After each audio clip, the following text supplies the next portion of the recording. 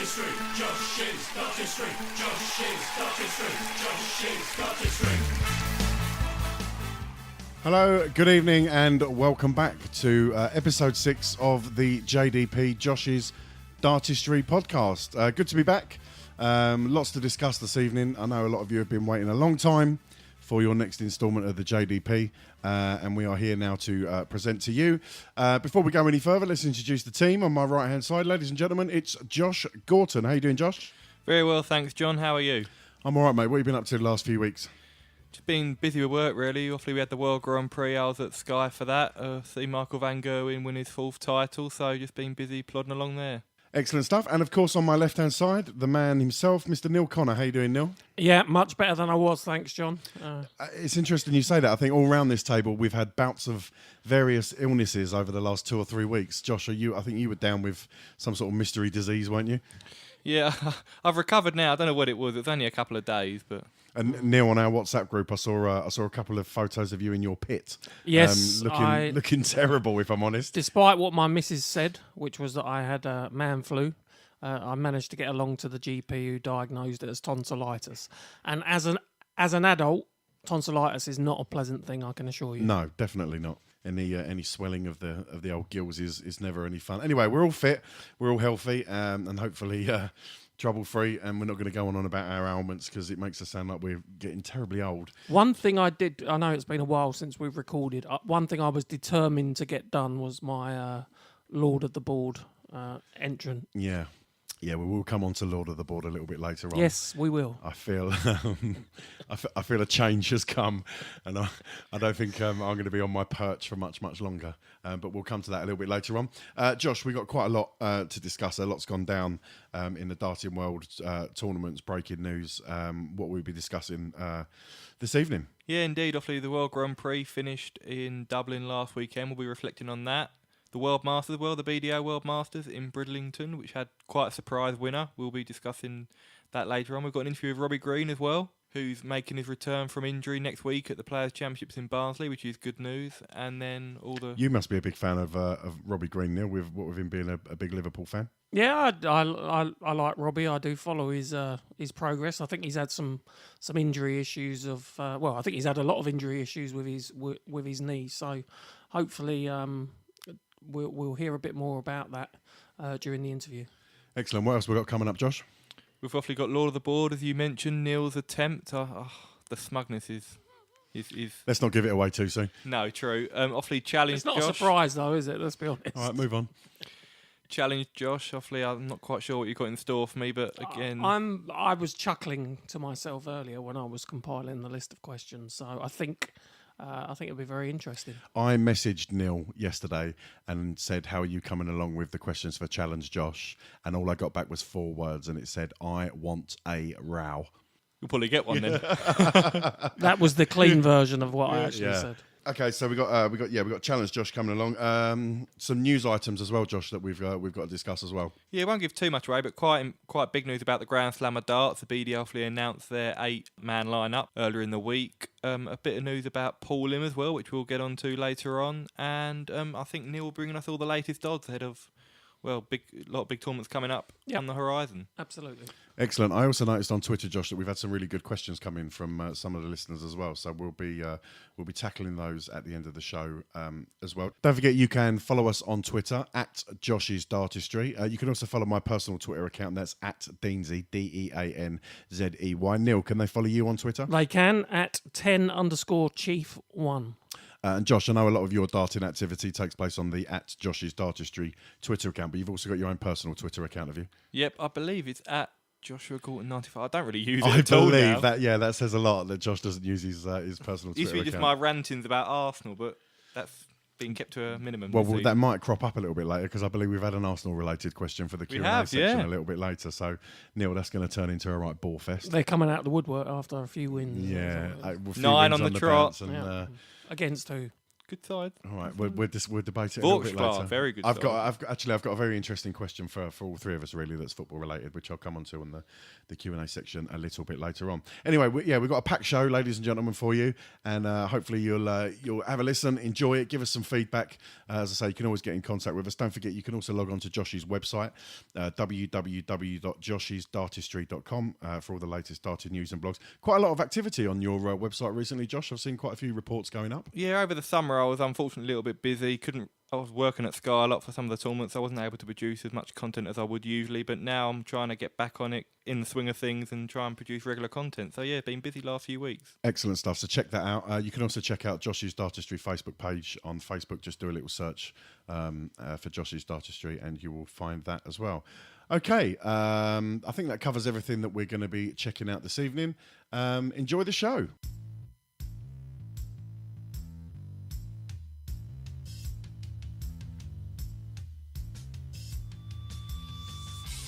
You're listening to Josh's Dartistry.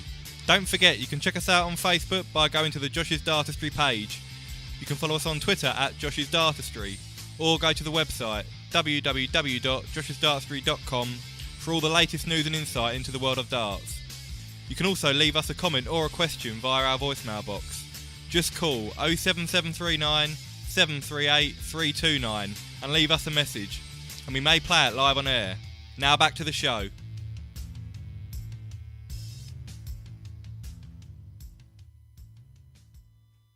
Okay, Josh, let's get straight into it. Let's talk about the most recent competition that's finished, the World Grand Prix.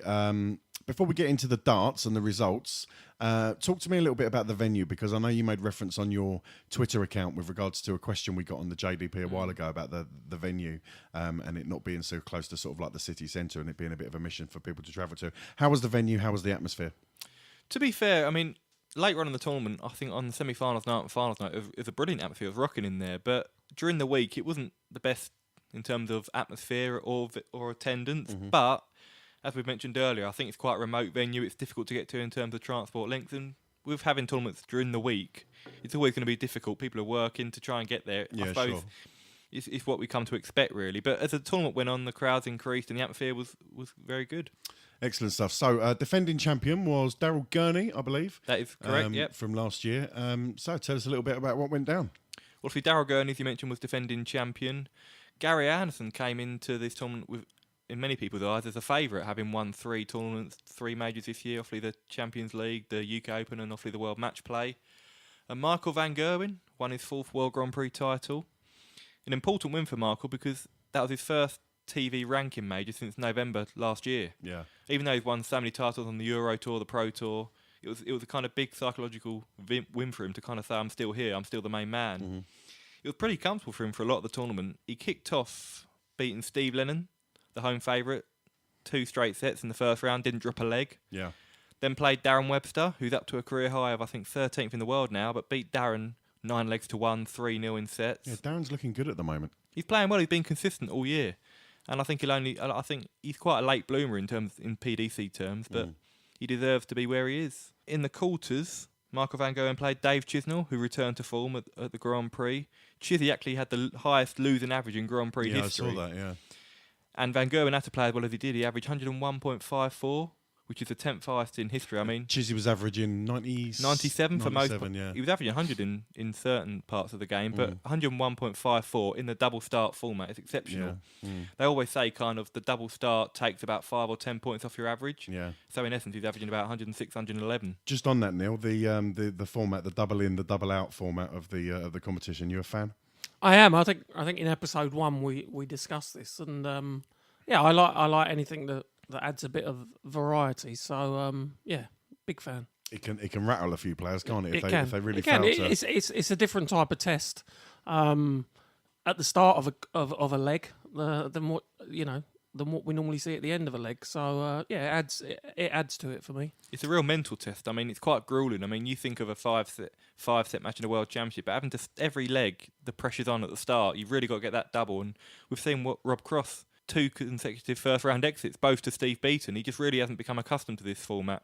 Even Barney, he's reached 2 finals here, but he mentioned after his first round he doesn't particularly like the format. He finds it quite draining. So a lot of players, even experienced players, do struggle. But it makes a good TV. How much practice can you do for that competition? You know, starting on a double. I suppose it's a mentality you have to get into. Not too much, because obviously all the rest of the year you're playing just ordinary format. So Yeah. you and obviously if you're playing the Pro Tours, like the two Pro Tours in Dublin the day before the Grand Prix, you're just focusing on normal practice. You don't start on a double in the Pro Tour. So there's only so much you can do really. And if you struggle on your doubles in practice, you're going to come into the tournament low on confidence. So it's the difficult one. So Van Gerwen beat Chizzy, and then he went on to face Daryl Gurney, Josh, in the next round. Yep, Darrell Gurney, very good defence of his title, really. I mean, he beat Gary Anderson 3-0 in the quarters, which was one of the best performances of the tournament. I think on Twitter I said it was a performance of the tournament so far, and then 20 minutes later Van Gerwen did that to Chisnell. But it was a superb effort to beat Anderson in the comprehensive manner he did, but Van Gerwen was quite comfortable against Gurney, 1-4-1. The big moments Van Gerwen produced, Gurney just couldn't quite get his scoring power in gear, and that set up a final against Peter Wright, who came back incredibly from 3-0 down against Mensur Suljovic in the semis. Suljovic was dominant. I think lost 2 legs in the first 3 sets, but just tired a little bit, and Peter Wright grew in confidence. I think Suljovic panicked a little bit because he could see Wright on his coattails. And yeah, fair play to Peter Wright. Obviously, he hadn't really had the best of records at this tournament. He hadn't gone beyond the quarters before this year, so he performed superbly well to reach the final, but it was a little bit of an underwhelming final, I think, in terms of standard anyway. Do you think that applies to just the final or the tournament as a whole? It's a difficult one, really. I mean, the early rounds, there's quite a lot of 2-0 scorelines. Usually, because of the format, you often see a lot of tight matches. Kind of swings one way and then the other. But there was a lot of 2-0s early on. But I think as the tournament progressed, like to the quarters and the semis, the standard improved and the drama improved. But the final was fascinating, but not in the way I thought it would be. I think the games, the Chisnell MVG game and the semi-final with Wright and Suljovic probably were the games of the tournament I'd agree, for me. yeah. And as you say, the final was almost a bit of an anticlimax with Wright not able to defeat the world number one. Although Wright, for the first 4 sets, was by far the better player. That was the mystery. Yeah, Van Gerwen, after 3 sets, was averaging 79. Okay, we mentioned the double start format, but he just couldn't find the start in double. And we're all saying, watching it, this is Peter Wright's best chance to beat Van Gerwen in the TV major final. But it almost put Peter Wright off how badly Van Gerwen was playing. And then he got to 2-2. I think Wright had a chance to go 3-2 up in sets. Van Gerwen took out 101 to go 3-2 up and didn't look back then. That just killed Wright. I think for both, you alluded to it about Van Gerwen, that it was his first major of the year. And for that, it's significant. I think for Wright as well, because he won his first one, didn't he, last year? Yeah, UK Open last year, yeah. He now needs to get the second on the board just to prove that it wasn't sort of a one-hit wonder. So really significant final for both players. I mean, Peter Wright, I think it's a little bit unfair, but obviously everyone kind of throws a sort of comment at him. When he won the UK Open, Van Gerwen wasn't there. He was injured. He was ruled out. Yeah. Phil Taylor wasn't there. So people kind of say, yeah, you won a major, but there was no Van Gerwen. Personally, he still beat a lot of good players that week. Beat Daryl Gurney, beat Barneveld, won the final against Gerwyn Price. He still earned it and played superbly throughout the tournament. But there's always that nagging doubt: would he have won it if Van Gerwen's there? Exactly. Yeah. So he'll want to silence those sort of critics once and for all. When he had the chance to in Dublin. Josh, I heard there was a little bit of argy-bargy with Gurney in one of his matches against Anderson, I believe it was. Yeah, that was peculiar. I mean, Gurney, he can be quite demonstrative. He gets himself fired up. That's how he produces his best. But I didn't see any evidence of that during the game. But when they went to shake hands afterwards, Anderson made a comment, sort of insinuated that Gurney was mumbling. Right. But I've never seen Gurney do that in a game before. I didn't see any evidence of it. Maybe Anderson was just frustrated with his own performance. But yeah, I haven't really heard any more on that since it happened, but I think it was just handbags, really. How was Gurney with the crowd? Because he is quite famous sometimes for, either having the crowd on him or on his back, so to speak. Was there any interactions with the crowd? He got a little bit of grief, quite unfairly, I think. But I suppose with him being a Northern Irishman in Dublin, there's always going to be that. Yeah, exactly. That hostility towards him. But I thought he dealt really well with it. He didn't, sometimes we've seen players in the past lose their cool with the crowds, and that only makes it even worse. But he just kept his head down, played good darts. So I think fair play to him for that. And obviously, Wright and Van Gerwen were our finalists. Were there any other standout performances, perhaps in the earlier rounds, Josh, from any of the players that you thought were considerably impressive? As I mentioned, Dave Chisnell played really well. Yeah. Beat Max Hott first round, walloped Barney 3 straight sets in the second round. Obviously played superbly in the quarters, was very unlucky. If he'd have played any other player, he'd have probably progressed through to the semis. Suljovic was really good in the opening few rounds. beat James Wade with minimum of fuss, beat Ian White 3 straight sets, and White's been really consistent on the Pro Tour and European Tour. Ron Moulenkamp did well. Yeah. On his debut, beat Joe Cullen first round, pushed Gurney to a 5th set in the second round, but it was more the old guard. Talk to me about Steve Beaton. Steve Beaton rolling back the years. Yeah. He's evergreen, isn't he? I mean, he's 54 years of age now, but he's still capable of producing top quality performances. But he just keeps it simple. So we've got the final event of the European Tour taking place this weekend, and I've just had my eye on Twitter and I've had a quick look at someone. I think Beaton won today. Oh, did he? Or this afternoon. He was playing. The game's obviously going on as we're recording, but he was playing Gerwin Price this afternoon. This evening. Sorry. I might end up editing this out if it's wrong, but I'm pretty sure we beat him. He beat Kim Huybrecht 6-5 yesterday. He was 5-1 up. Yeah. Huybrecht pulled it back to 5-all, missed a dart at the ball to win it, and Beaton took out 78. But he's enjoying his darts. He doesn't put any pressure on himself, and I think that's why he produces his best so often. I've enjoyed watching him over the last couple of weeks, I must admit. Anything else from the Grand Prix, Josh? I think that's all really, John. But again, obviously, as we alluded to, Van Gerwen did win the Premier League this year, so that's a major in itself. But it's not a ranking event. Yeah. So to kind of get that monkey off his back this year, to kind of prove he's still the top dog. I mean, there's a little bit of comment. I think he was asked by Rod Studd after his opening round win, is Gary Anderson the best player in the world? And Van Gerwen took it in good jest and said he thinks him and Anderson are the best too. But there was a lot of question marks. Is Anderson now the top dog? So I think Van Gerwen's put that to bed for now. But obviously the World's coming up. He's only won 2 world titles. Despite his dominance over the last 3 or 4 years, he hasn't really translated that to domination at the World. So that's the big test. I did see a post-tournament interview with Van Gerwen, and whoever he was talking to, he was saying that he feels the rest of the field should be thoroughly scared of him and his form coming into the remaining tournaments for the year, and obviously the World's at Ali Pali. Well, I think all the top players are trying to peak at the World Championships. They're kind of gearing themselves for this business end of the season, as they call it. You've got the Euros in a couple of weeks, the Grand Slam, World Series finals, Players' Championship finals, and for the World. So he's looking in good form. He's had quite a nice break, coming off the World Series in August, so he's going to be refreshed. I think you've got to watch out. Excellent stuff. Well, that concludes our roundup for the Grand Prix, and your winner is Michael van Gerwen. Hi, this is Rod Studd from Sky Sports, and you're listening to Josh's Dartistry podcast. Okay, Josh, you mentioned at the top of the show that you managed to secure an interview with Robbie Green. How did that go? Yeah, really enjoyed it, thanks, John. It was quite a topical one because Robbie, as we mentioned, he's undergone a knee surgery in July. He's planning his return very soon at the Players' Championships next week, so just trying to find out from him how his recovery is going. And yeah, really enjoyed it. Excellent stuff. Right, let's have a listen. So I'm delighted to be joined by Robbie Green today. Robbie, thanks for joining us. You're right, yeah.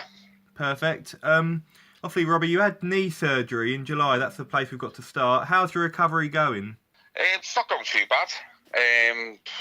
It's been a sort of slow process, you know what I mean? Because obviously it takes time, and the doctors have warned me not to overdo things, but I'm way ahead of schedule on what I should be, they said, so it's going well. That's very promising. I mean, you had to wait a long while, didn't you? I think you were planning to have your knee done at the end of last year, but there was delays, wasn't there? Yeah, I was supposed to have it done on the 7th of December, but my blood sugars, because I'm diabetic, my blood sugars was sky high, and they could tell over a period of whatever. I mean, I'd had a really busy period before that, so obviously when you're out playing darts and having a few beers, my sugars were high, and they could see that on the results, so I had to go 3 months stable and prove it to them with blood tests. So once, and I had to basically start the whole process again, start from scratch, go and see the specialist. Luckily, the specialist I seen was the same one that I'd seen last time. Yeah.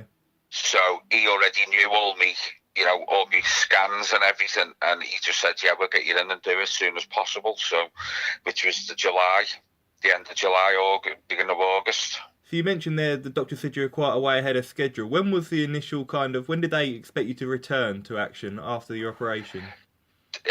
Well, they didn't think I'd be playing this side of Christmas, to be honest. Yeah. They were looking more towards maybe just after February. Oh wow! But, so you're quite a few months ahead of schedule then.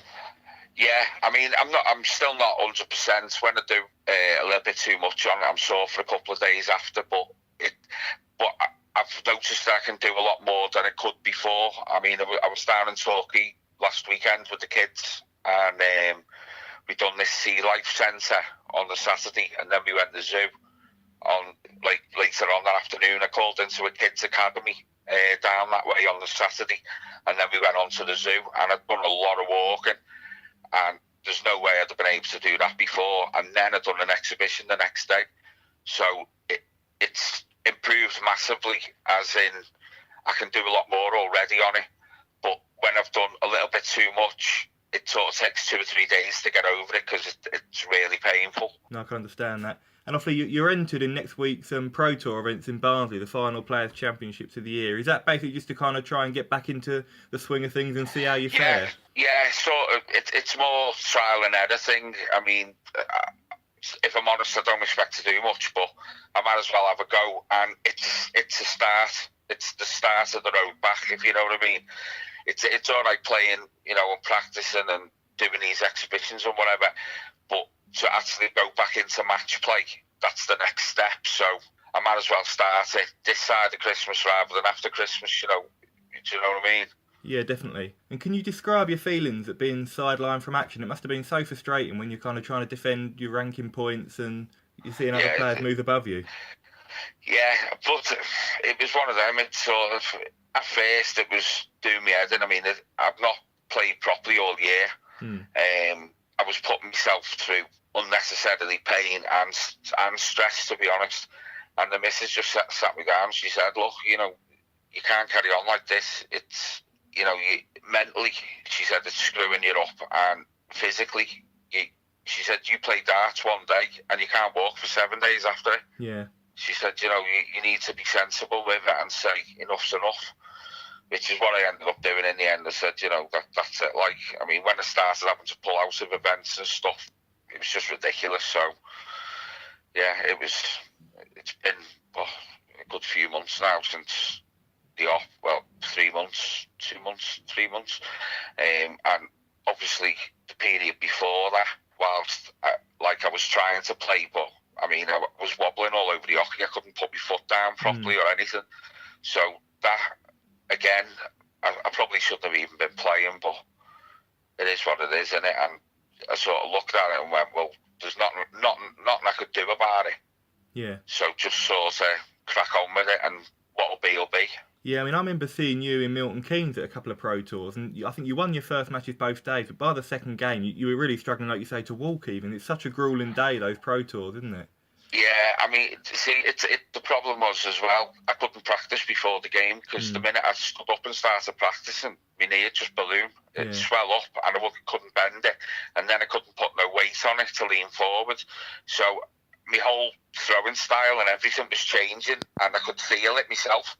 I was snatching darts because I couldn't reach things, and I mean, the games that I did win over the last year, has been more by luck than anything else, and probably maybe off-putting to the other player that I'm playing against, because it's not nice to play against someone who's got an injury.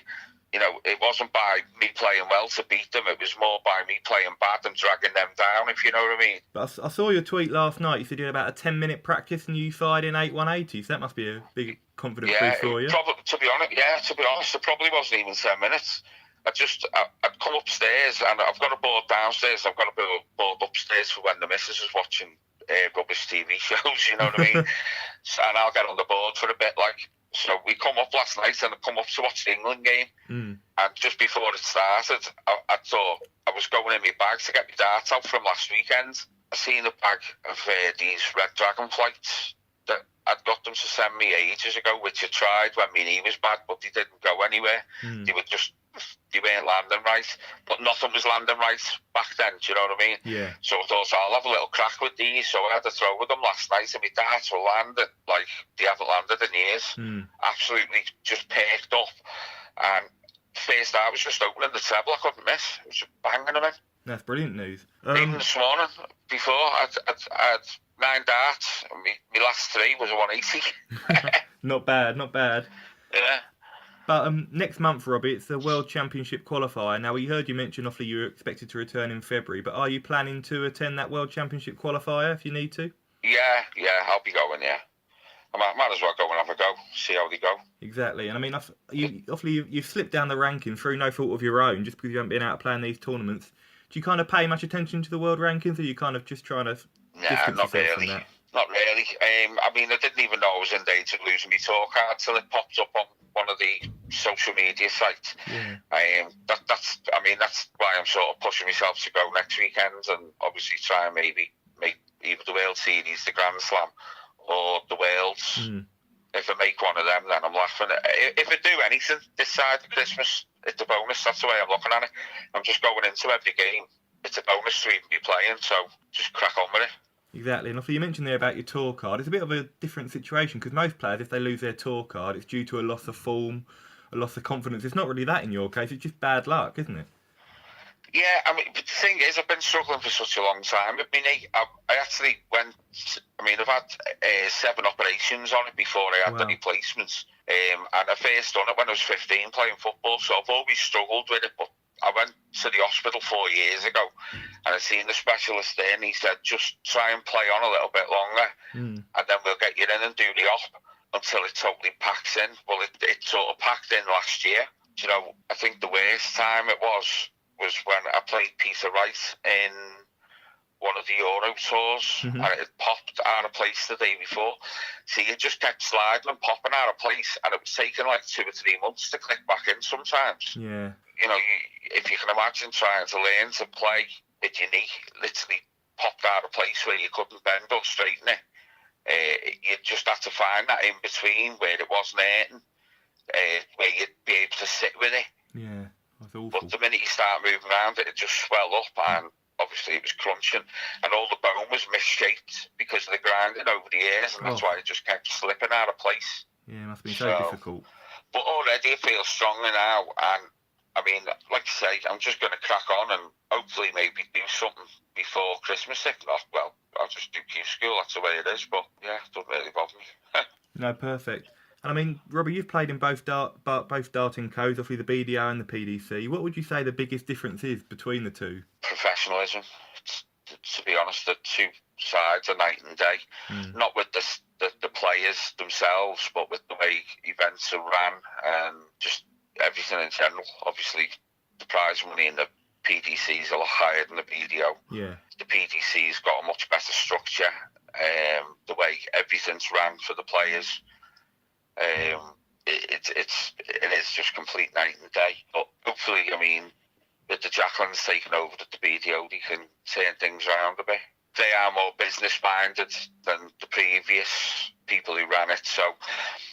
Hopefully, I mean, I'd love to see the BDO succeed and do well because it's better for darts in general, you know. No, definitely. What would you say the best moment of your darting career is, either in the BDO or the PDC? Playing for England. Yeah. Yeah, that was the pinnacle, I think, for any player. Forget about your own, your own achievements of what you've won and done in whatever.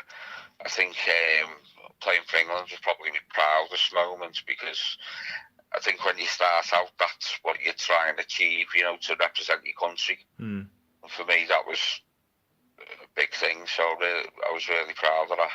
And it's probably still my favourite, you know, thing. No, of course, definitely. And I mean, you performed well in a lot of PDC majors, reached a couple of quarter-finals on TV, but with obviously all your injury problems when you first joined and obviously this year, do you feel like your best is still yet to come in the PDC? Yeah, definitely. I think there's still a lot of improvement to me. I still feel like I'm learning as well, which is good. I don't think I know it all, so I think there's a lot of improvements coming now. Obviously, the knee's been fixed. It's a case of learning my style again because I've been injured for that long and I've not been throwing right and everything else. I need to find that rhythm again. Yeah. And that sort of my stance has always pretty much been the same anyway, even from when I first started throwing. I just need to get that smoothness back in my throw now. As soon as that comes back, I think big improvement. Because not just that, I'll be able to practice now over longer periods, whereas I couldn't before. Yeah, of course. And hopefully be able to practice every day, which would be a godsend because I've not been able to do that since I was probably about 18. Wow, yeah. So it's a long time ago. Definitely. So just turning the conversation a bit, Robbie, obviously we all know, if anyone who follows you on Twitter, we all know you're a big Liverpool fan. What's your view on Jurgen Klopp on the current side? It's improving each year. I think we're still a couple of players short of where we want to be. But yeah, we're going in the right direction. I mean, we're joint top of the league at the minute, and we haven't even played well yet. So that's a good thing, because there's plenty more to come out of this side, and we're definitely in a better side than we was last year. Yeah. When you looked at the bench against Real Madrid, it was pathetic. Whereas we definitely strengthened this year. I do get to go quite a few games, so I see the changes that we've made, and yeah, we're definitely improving. I don't think we'll win the league this year, but it's there to be won, innit?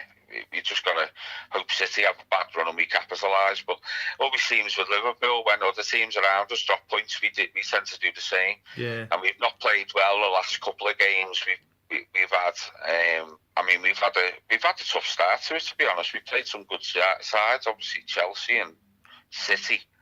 So hopefully we can kick on now and pick up maximum points in the next load. So keep pressure on City at the top end. Well, they always say it's a sign of a good side when you're not playing your best and you're still picking up points. It's got to be encouraging. Definitely. It's the same as darts. When you're not playing well but you're still getting wins, you know, your confidence should still be sky high, because you know when you actually click, you're going to be dangerous. Yeah. Same with the football. Well, listen, Robbie, thanks very much, mate. Really appreciated, and best of luck for next week and obviously the rest of the year. Yeah, cheers, mate. Thanks very much for having me. No worries, Robbie. All the best next week, mate. Take care. Yeah, take care, mate. Ta-ra. Ta-ra. Well, there you have it, ladies and gentlemen. That's Josh's interview with Robbie Green. Of course, our thanks to Robbie for taking the time and coming to speak to us here on the Josh's Dartistry podcast. Josh, I thought it was a really good interview, buddy. Quite pleasing to hear that he seems to be ahead of schedule in terms of his recuperation. Yeah, definitely. As Robbie mentioned, he wasn't expecting to be back competing at this time of year, so he's just going to use next week as a kind of a springboard, a bit of a tester, probably, because I think unless he wins one of the Pro Tours next week, he'll be having to go to the World Championship qualifier. But he seems in good spirits. He seems confident with his game. He's practicing well when he can. So fingers crossed that he performs and the recovery keeps on going well. Neil, was a fellow Liverpool fan, I'm sure you would have found his comments about the Anfield Club interesting. Yeah, and he's obviously a very knowledgeable guy. He is. No, but I think what he said is very much in line with my thoughts, that it's the sign of a good team when you're not playing as well as you can and you're still picking up results. So not sure that I agree that they need a couple more players. What they need is the front three to hit a bit of form, because I think that's what's been missing so far. Salah, one-hit wonder? Come on. Let's move on. It's a darts podcast. Yeah, Josh. No, as I referenced, it was quite interesting to get his kind of perspective on the BDO and PDC. Obviously, Yeah. Robbie's been twice a Lakeside semi-finalist, played a lot of his trade in the BDO. And I think it's interesting. He still thinks his best is yet to come in the PDC. Yeah.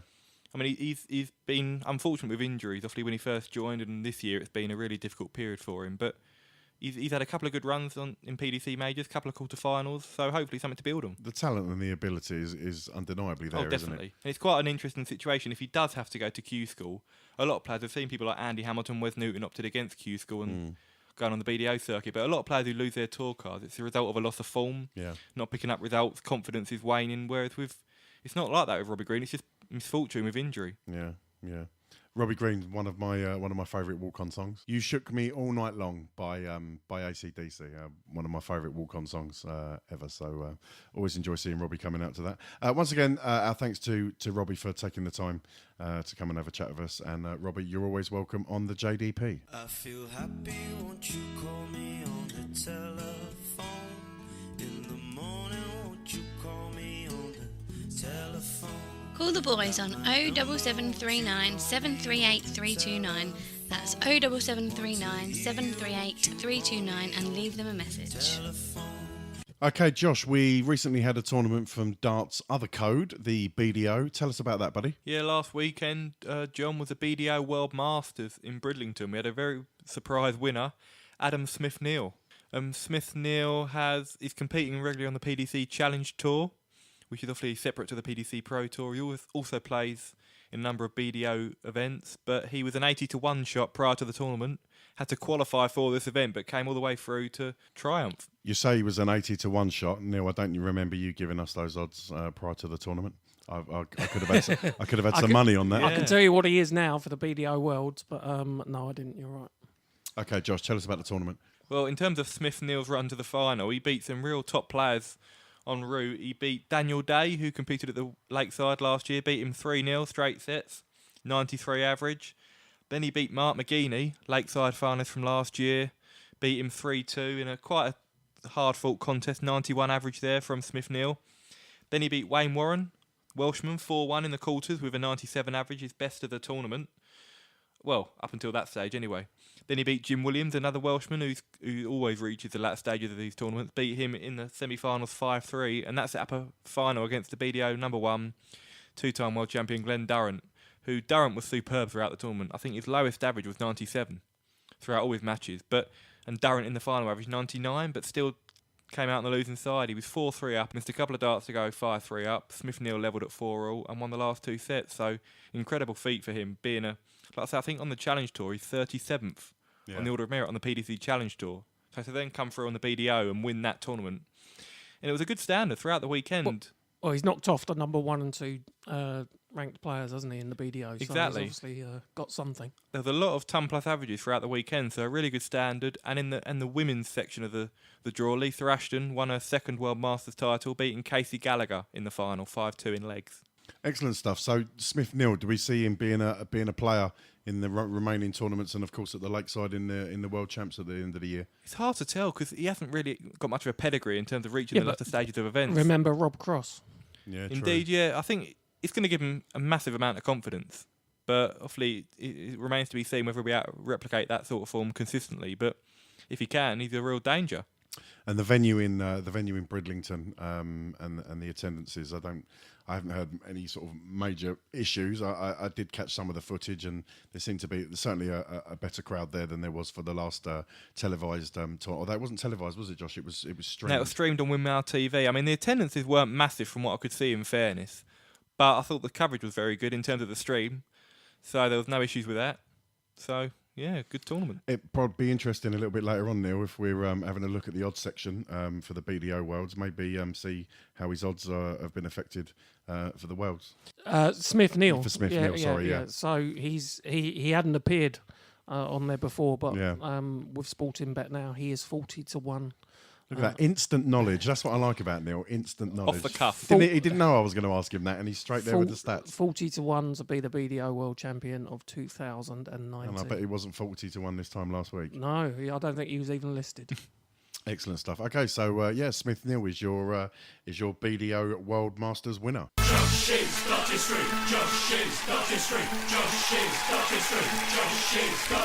Right then, Josh, it's time to have a look at the darting calendar and to have a little chat about what we've got coming up. What we got, guys? Well, they call it the business end of the season, obviously, after when the World Grand Prix sort of gets underway. You've got so many big tournaments coming up. Roughly, we've got the European Darts Trophy that's underway at the moment. That's the 13th and final European Tour event of the year, and that will decide the final qualification places for the European Championship. That's the next big major on the horizon on ITV4 at the end of October. So that's the next tournament. We've got the World Series of Darts finals also on ITV4 in Vienna, new venue for this year, which is obviously the World Series. I think there's 6 global events. So the top 8 on the Order of Merit qualify automatically. Then you have the next 8 on the Order of Merit, and then obviously a few qualifiers. So that's the 4th of November, I believe, the World Series of Darts finals. Can expect fireworks that night. Indeed. That's the 5th, isn't it? That's, all right, don't ruin it. Then you've got the Grand Slam of Darts, which is one of my favourite tournaments. The BDO and the PDC going head-to-head in Wolverhampton. Why is the Grand Slam of Darts one of your favourite tournaments, Josh? I like the format, obviously the group stage format, first to 5 legs. Anything can happen over such a short format, and obviously the fact that you've got the BDO and PDC going head-to-head. We don't usually get to see that in any other tournament, so it adds a different dimension. Name me the only ever BDO winner of that competition. Scott Waits beat James Wade in the final. Correct. Well, another curveball. You guys are performing well tonight. I'm impressed. Well done. Well done. I have a question for Josh. So Raymond, whoa! It's not challenged Josh yet. You've peaked a bit early there. But I know this will niggle him as well. Raymond van Barneveld. Yes. What is his status in terms of the Order of Merit, and how's it looking for him from a ranking perspective? Thank you for that. Oh, he's livid. He's dropped to 14th in the world. Mm-hmm. Darren Webster overtook him at the Grand Prix because I think he got to the semis 2 years ago, Barney, so he lost a bit of money he was defending. He is not going to be in the Euros. Either is Gary Anderson because they haven't played any European Tour events. But I think he's had a strong year. Oh, Anderson, won 3 majors. he's defending a lot of money at the World Championships, £80,000, because he got to the semis there 2 years ago. So an early exit could see him fall to as low as 25th, 26th. Would that jeopardise his Premier League place, do you think? Oh, I think so, without question. Yeah. I mean, I think he has to produce something big. He's obviously qualified for the Grand Slam after reaching the Masters final earlier this year. He's in the World Series of Finals, which isn't a ranked event, though. And obviously he's in the World Championships. He's not going to qualify for the Players because he hasn't played enough Pro Tour events. So he's kind of put his eggs in the Grand Slam and World Championship basket. So he could fall to as low as 25th, 26th, but he usually does put it out the bag at the World, so he'll be banking on that. But I suppose it could be a risky strategy, but he's 51 years of age. He's played the Tour so many years. He knows himself. He knows his own body. So he's trying to give himself as much preparation for the Worlds, I think, as he can. Fair answers. Josh, before we continue with what we've got coming up, I just want to backpedal slightly because we did mention Scott Waits a moment ago. Yeah. I noticed that in the BDO World Masters last week, there was a little bit of needle between him and Dave Parletti. That was indeed. Can you tell us what happened? Yeah, I missed this initially. I have to say, I saw a live Darts TV tweeted about it and showed the incident. I think what it was, Waits was complaining that Parletti's foot was over the hockey line. Yeah. But, I mean, I've seen a few pictures that suggest that Waits maybe had a case, but I don't think it was intentional on Parletti's part, and I think it was maybe... We've got a question about it later on, but I think... Maybe it was the fact that Waits, was in a tight match, trying to get in his opponent's head. Maybe. Is there a case? And I'm not going to claim that this was, something that I thought of. I saw a couple of people mention it on Twitter. When I watch the PDC televised events, the hockey is predominantly quite raised. Yeah, I think that's an issue for the BDO. And a lot of people were saying the BDO is more like a line or a something that's maybe only sort of an inch high on the stage, and therefore there is the potential for that foot to creep over. Is that something that you feel the BDO might need to look at going forward? Yeah, because I think there was no fault of Parletti. I think he was standing in the way you would always... I mean, obviously, everyone has their stance they try and replicate, and I think it was just the issue with that hockey. Waits took exception to it, but yeah, I mean, I think Scott Waits went on to win the match, and I think Parletti was in a good position prior to that, so maybe it did have an impact. Maybe it got in his head a little bit, but yeah, I think it's an issue they certainly have to try and look at. I felt a little bit sorry for the onstage official because, he was asking Waits, what do you want me to do about it? He's obviously not standing in the best position to judge whether there is, something that's going amiss. I mean, I don't know how you rectify that situation. Maybe in an interval break or something. Well, maybe Darts needs to go down the route of VAR. Opening up a whole different can of worms there. Yeah. But I thought it was quite an interesting debate on Twitter, and I saw. But I think you're right. I think it was a little bit of mind games and caused a bit of chat on Twitter, which I found quite interesting. Okay, Josh, sorry to interrupt you. Fine. Where were we? What else have we got coming up? Obviously, I've mentioned the Grand Slam of Darts. After that is the Players' Championship Finals in Minehead. Obviously, a 64-man tournament. The full lineup hasn't been determined yet. We've got the final weekend of Players' Championship events in Barnsley next weekend. So there's still quite a few high-profile names still scrapping for spots to qualify for Minehead, and obviously then leading up to the big one, the World Championship at the Ali Pali. So very busy calendar in the PDC. Excellent stuff. So that's what's coming up on your darting calendar. Lots to look forward to. Right then, it's now time for this. Cool, what are the odds?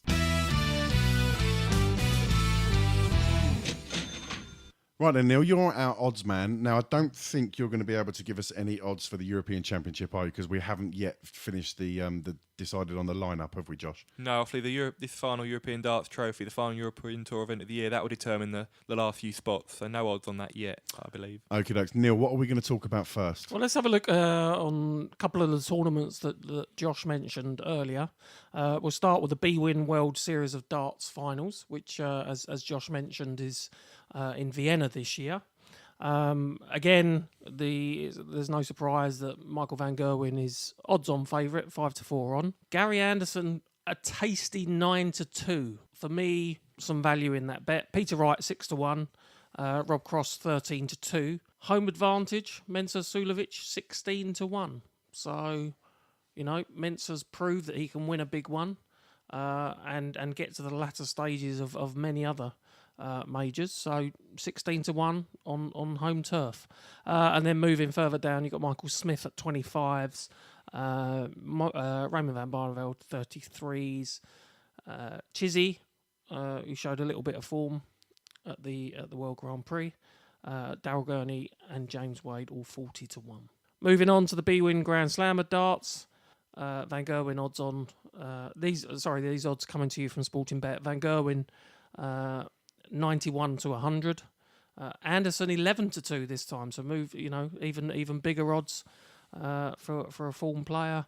Not much difference with the others. Cross again 13-2, Wright 9-1, Mensah Sulovic 16-1.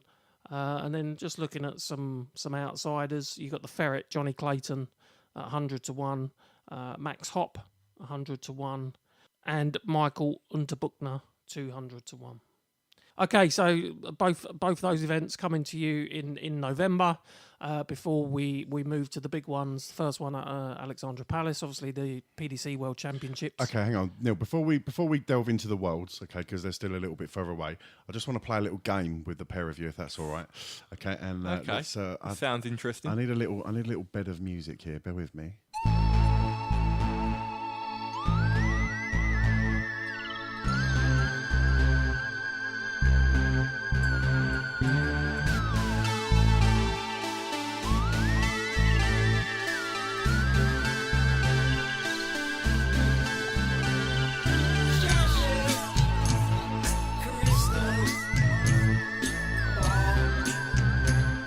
Right, yeah, Josh's crystal ball. Okay, so we haven't done this in a long time, and I know I've sort of thrown this at you two because we didn't really discuss this as part of the agenda.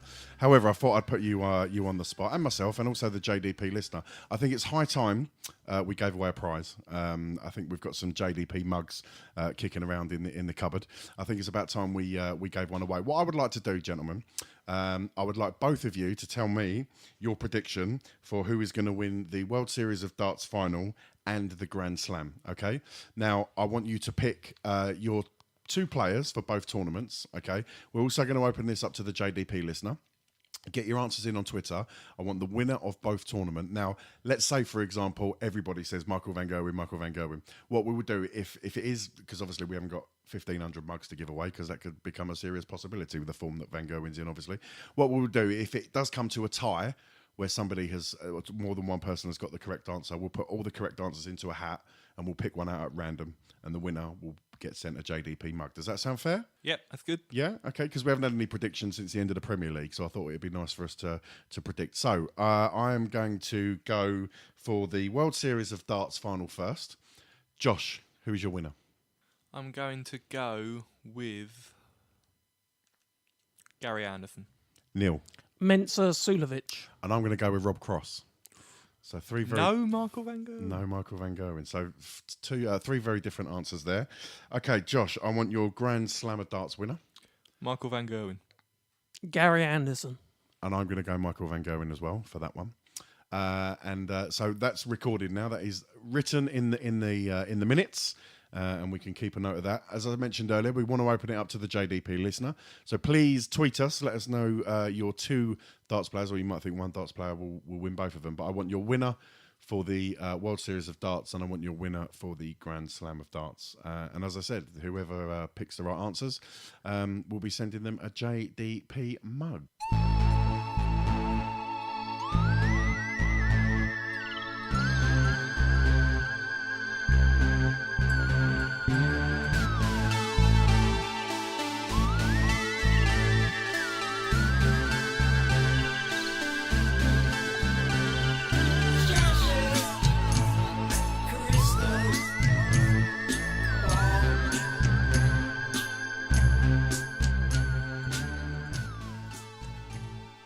Okay, Neil, I rudely interrupted you there as you were about to talk to us about the upcoming World Championships. What you got for us? Yeah, I went through the odds for the PDC and BDO World Championships in more detail in the last episode. Just a couple of things that have stood out. Firstly, on the PDC side, defending champion Rob Cross now out to 10-1, which seems fairly generous. And on the BDO side, our winner, Mr. Smith-Neale, as I mentioned earlier, 40-1 and in the running. Josh, moving into the Worlds, do you see anybody outside of the obvious moving into serious contention to have a real good run at the finals and perhaps win it? Difficult one. We haven't had too many winners, awfully, apart from Rob Cross. We haven't had too many surprise or new winners at the Worlds. It's usually kind of the tried and tested that come out on top. People like Adrian Lewis, he hasn't had the best of years. Been okay on the Pro Tour, but he's always dangerous at the World. He's won it twice. He always seems to peak at the World Championships. Barney always has a good run. 50-1. He always plays well at the Worlds, but there's so many good players now. And the thing is, because the likes of Lewis and Barney are slipping down the rankings, they're going to be playing the likes of Van Gerwen, Wright, Anderson, Cross in the last 16, which is obviously going to have a bit of a debilitating effect on their chances if they get that far, of course. Mensah? Mensah's always dangerous, but he's never done particularly well at the World, which is a strange one, really. But I think this year he's probably primed to have a good run. But I wouldn't back him at the Worlds. Just for some reason, he just never seems to produce his best there. What I also like about the fact it's October, we're discussing obviously the upcoming World Championships across December and January, but all of this is going to come together and form our Premier League for next season as well. So it's obviously everybody wants to win the Worlds, but they want to perform well so that they can get a slot in the Premier League for next season, whether that's through entering off their own merit or becoming a wildcard pick. Josh, I mean, the Premier League is great. It generates a lot of debate already. I mean, it's mad we're talking about it already because there's about 5 more I've seen a lot of tournaments. people on Twitter already sort of suggesting It what drives they me feel mad. It's a little bit early to sort of be concreting stuff in, but obviously it's at the back of people's minds, Josh. Of course it is. I mean, I've interviewed a lot of players at the Worlds who, when they've gone out, rather than being disappointed at going out the Worlds, have mentioned about the Premier League chances, which I think is crazy. The Worlds is like the pinnacle of any darts player's career. So I think the focus should be purely on the Worlds and not the other major tournaments. But obviously the Premier League is a lucrative opportunity in terms of sponsorship and obviously the coverage they receive. It's massive. So I can understand why there's the interest in it. But there's so many big tournaments on the horizon now that people who may not seem in contention at the moment, if they win a major, they're putting themselves right at the forefront. Absolutely. Neil, have you got anything else for us on No, on the that's odds? all for this episode. Excellent. Thank you very much. Cool, what are the odds?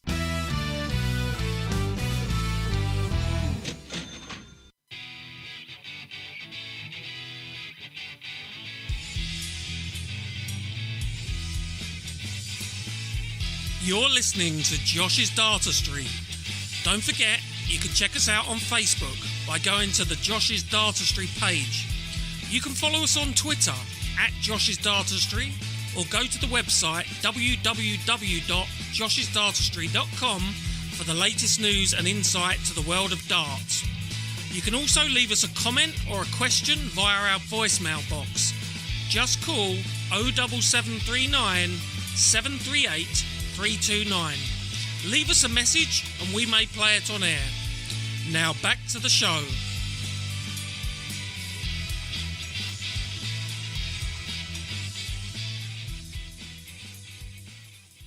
Okay, it's now time for Lord of the Board. John, roll the audio.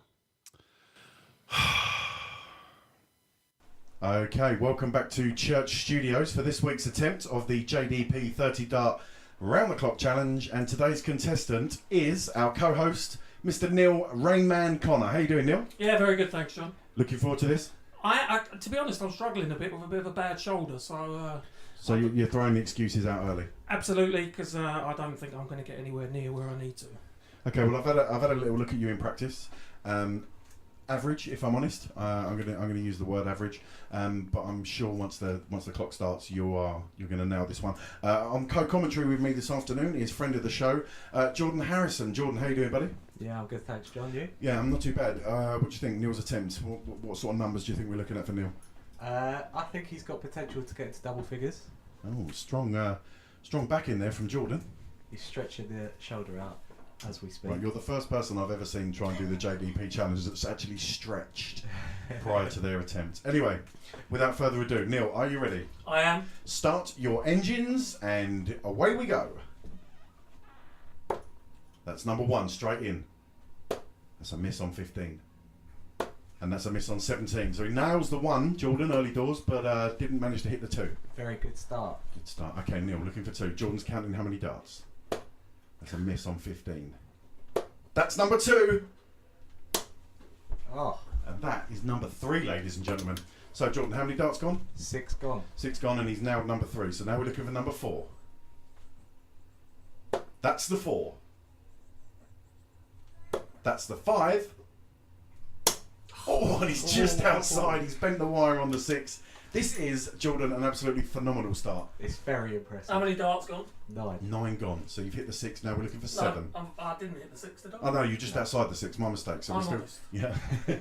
Okay, here we go. That's not the 6. Neither is that. And neither is that. Oh, he's He's got hung up. The 6 has got in his head and rattled him. How many darts have we had? At 12. 12 darts so far. Okay, Neil, you need this elusive 6. Come on. He's having another stretch. Here we go. That's the 6. That's... Hang on, I need to check that. Oh, that's in. All right, I'll give you that. That's the 7. And that's the 8! Oh, perfect round. 3 darts in a row. 3 darts in a row. Okay, Jordan, how many darts have we had? 15. 15 gone, and he's looking for the 9. Here we go. That's the 9. That's not the 10. But that is the 10. Neil is into double figures, ladies and gentlemen. He's into double figures. How many darts have we had, Jordan? 18. 18. Wow. Okay, here we go. He's looking for the 11. That's the 11. This is incredible. That's the 12. And that's the 10. Oh, nearly another perfect. I'll tell you what, he's absolutely motoring here. How many's it got? How many we had? 1. 21. I think it's 21. I think he's only had 21. So what am I going for? 13. You are looking for the 13 then. 9 darts to go. That's the 13. That's not the 14. That's the 11. Set to adjust. That's not the 14 either. Little adjustment. You covered it there, Neil. Covered the entire 14 there, but never mind. Okay, 6 darts to go. Needs the 14. That's not. That is the 14. Looking for 15. That's not 15. Okay, how many darts to go, guys? 3 left. 3 left. Now we're looking for the 15 with 3 darts in hand. Excitement. Sorry. Pressure's getting to him. Neil's giving me daggers. That's the 15. That's not the 16. That's the 16! He has hit the 16 with his final dart. Neil scores in 30 darts. 16. Neil, I've got to shake your hand. That was an absolutely phenomenal performance. What do you think about that? Yeah, I think it exceeded my expectations. I think without the injury, I could probably do a little bit better. But I'm delighted to get myself on a good part of the leaderboard, and hopefully give myself a chance of being in the top 5. Well, talking of leaderboards, obviously, as we went through the Premier League standings, you were top for quite a while, and there was a lot of bragging going on. And a lot of arrogance on your part, so I'm really not looking forward to the next few weeks with you being so high up the leaderboard as you are. But you mentioned that I was top. I actually finished top, so I did actually win. Anyway, moving on. Well done, Neil. Many congratulations. Great Thank attempt. And Jordan, thank you for your wonderful co-commentary. And well done. Let's throw it back to the studio. Josh's Dartistry, Josh's Dartistry, Josh's Dartistry, Josh's Dartistry. Right, I'm going to sit back in my chair and hand the microphone over to Neil and let him lord it up for the next 5 minutes. Thanks, Take it away, Neil. Okay, so I think it needs to be acknowledged that I wasn't in tip-top condition, and I'm not talking about the size of my frame, I'm talking about my health at the time that I did the... Are you for real? What? You're throwing out... I had tonsillitis, John. That's not great for an adult to have. All right, go on. What else? I don't need to say anything else. I think I've probably doubled and more. Neil's been distracted because we're currently watching the Germany-Holland game, and his idol Virgil van Dijk has just scored for the Dutch side. So at least that's taken his mind off of the fact that he's now top of the Lord of the Board league table. So I think anyway, I was probably operating at about 75-80%, and 16 is a decent score. Josh has just told me in the interval that he managed to beat that in the 3 times that he did in practice. But I must say, when I played him in the pub not so long ago, he wasn't impressive, and I did beat him. So I don't think he will beat me. Can I just say, for my attempt, right? It's now been several weeks, if not a couple of months. I would have thought you would want to forget about it since I did my attempt. Right, Josh has been practicing all this time. And Neil, listen, whilst I tip my hat and fantastic performance, 16, great, and you now sit proudly atop of the league table. With quite a big gap. With quite a big gap. Myself and Jordan are absolutely miles behind. But bearing in mind all the weeks this has been going on for, and we're yet to record Josh's attempt, with all the practices he's had, if Josh doesn't finish top of this league table, would you agree with me, Neil? It would be an absolute travesty. I would, and I think he's not great under pressure, so I'd be surprised if he now does. Josh, what do you make of Neil's performance? I thought it was a very, very good effort. I mean, it'll be a tough to beat 16. It depends. I mean, it all depends. Sorry, in that break, you dismissed 16 and said 3 times, no problem, I beat it. I didn't dismiss it, but you were acting as if you'd want Michael van Gerwen. I was just pointing out that it was able to... It all depends on how you start. If you start getting round, I got stuck a couple of times on one number, which irritated me. But it's difficult, like you say. I'm not the best under pressure. I think I'm more of a floor player than a stage player. Phil Taylor, arguably the game's greatest player, always said, "Practice, practice, practice." And Lord knows, Josh, you have had nothing but practice, practice, practice. I'll tell you what, Rod Harrington would have hated your attempt, John, because on commentary, Rod always loves to say, "Don't miss the big number." so he'd be a good judge for this. But no, listen, I'll have a go next week. I'll try and fit a slot in. Nothing to hide, but I just hope I don't crumble under the pressure. Okay, well, there you have it, ladies and gentlemen. Neil Connor sits proudly atop of the league table for Lord of the Board with a fantastic score of 16. If you think you can beat Neil and you can score higher than 16, do get in touch. We can record your effort over the phone.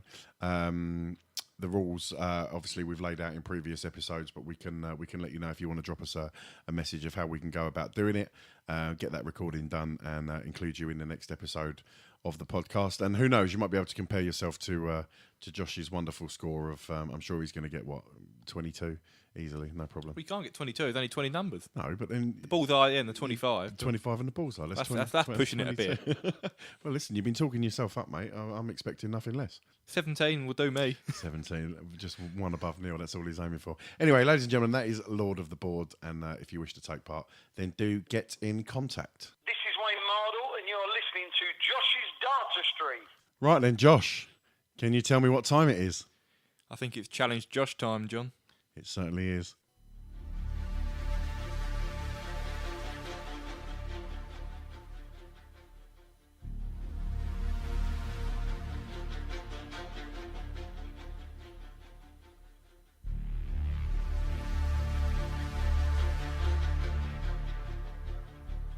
Challenge Josh.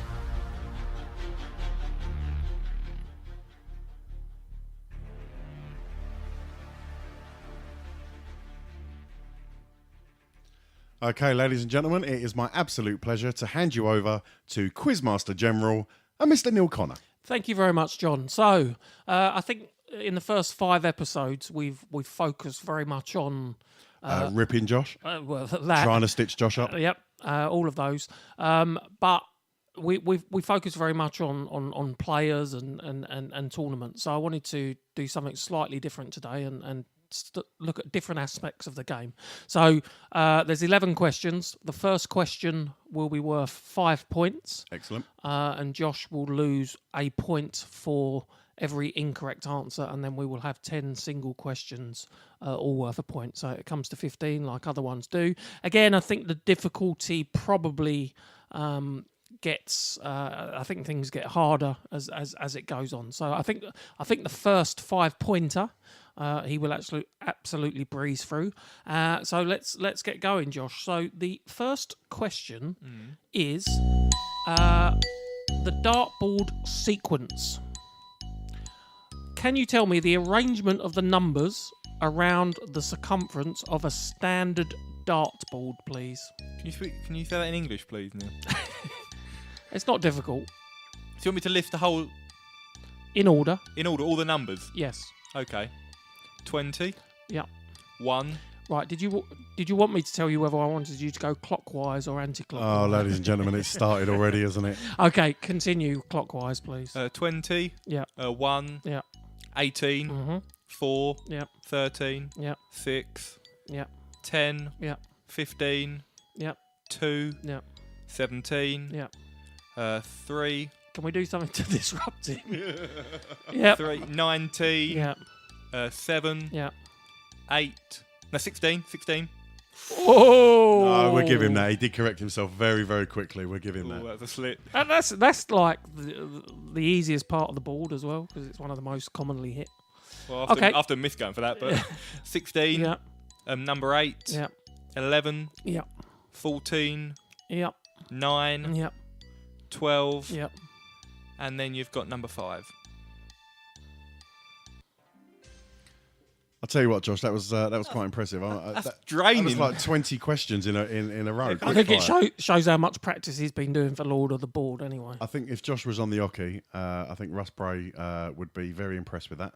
Thank you, ladies and gentlemen. First set. Josh to throw. Game on. Thanks, Russ. Yeah, Russ is very impressed with that one. Okay, who's keeping score here? So he's got 5 points so far. Okay, so 5 out of 5. Impressive. Almost a slip up. We'll let him off. Okay. Okay. Next question. In darts, what is the highest score from 3 different trebles? Oh, God, I'm trying to work that out. My maths has let me down here. 171. That's correct. Well done, Josh. Well done. So treble 20, treble 19, treble 18, 60 plus 57 plus 54 is 171. And I can confirm he didn't have a calculator in his hands. So, He did so not. Well done. Okay, question 3. If you were playing darts and got a Shanghai score of 72, which number have you scored on? 12. Correct. Well done, Josh. 12 plus 24 plus 36 is 72, and indeed for Shanghai darts that is 12. I'm not going to lie. A lot of this is going straight over my head. I thought you were going to say Shanghai 120. I thought, lovely, I've got this one. And that threw me a bit. My maths is terrible. I'm impressed with that. It's a good start, So Josh. he's up to 7. Question 4.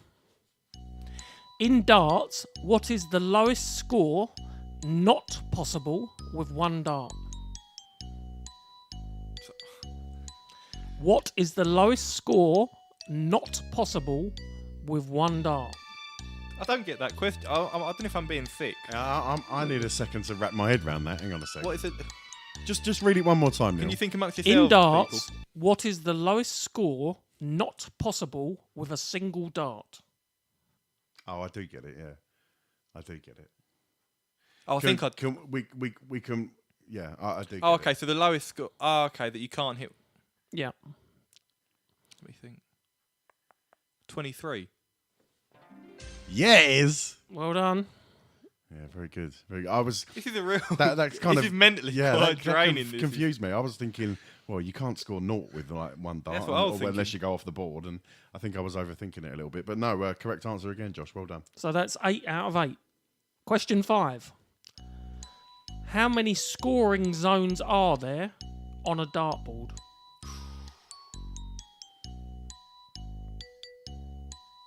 Tricky one. This tricky. I think it's very easy. Yeah. We got the treble 20. We got treble, single, double, out of ball, in the ball. You're not going to get any help from me. I can assure 5. you. Can I? Well, hang on. No, that's an incorrect answer. Hang on. Hang on. Oh, so I misunderstood the question. No. I've understood the question now.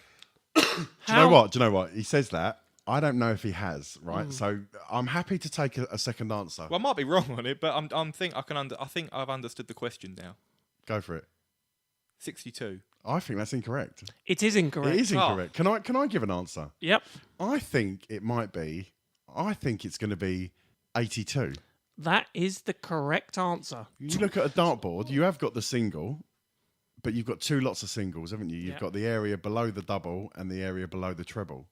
Plus the treble, plus the double, so it's 4 scoring zones. Hang on. So you've got. Hang on. No. Yeah, there's 4 scoring zones per number, isn't Yeah, there? so that's 80, and then you've got, double 20. Yeah. Then below it, you've got single 20. Yeah. Then you've got treble 20. Yeah. And below the treble 20, you've got single 20 again. Well, it's 2 single 20s. So you've got Yeah, but it's 4 a scoring zone, isn't 4 it? scoring zones per number, which is 80. Hang on a minute. Plus the 25, plus the bullseye, 82. Incorrect It's answer. a legitimate question, Josh. There are not. You cannot hit 2. A single 20 is a single 20. The question was, how many scoring zones? What? There are 4 zones per number. Incorrect. Josh, Wrong. You get a big fat. Incorrect. Well, I'm not. And going to I argue. get a big fat. Correct. Arguing with idiots gets you nowhere. I've been taught that. Josh, you're wrong. You're wrong, Josh. You got it wrong. And not only did you get it wrong, you had 2 stabs at it and you got it wrong. A single 20 is a single 20. Right, just remember, there's a lot of members of the darting fraternity listening to this who respect your opinion, God knows why, but don't, you're going to get a backlash on this. I think you need to be very, very careful protesting here.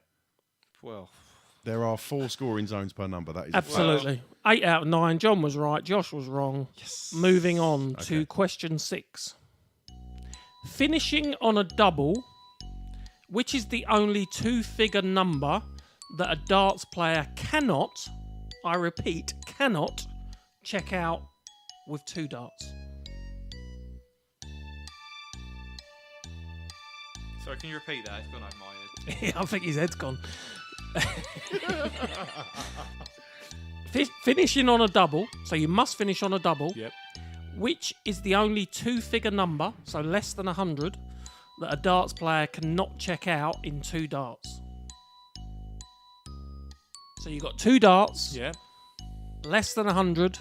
What score can you not get? Oh, sorry, yeah. 99.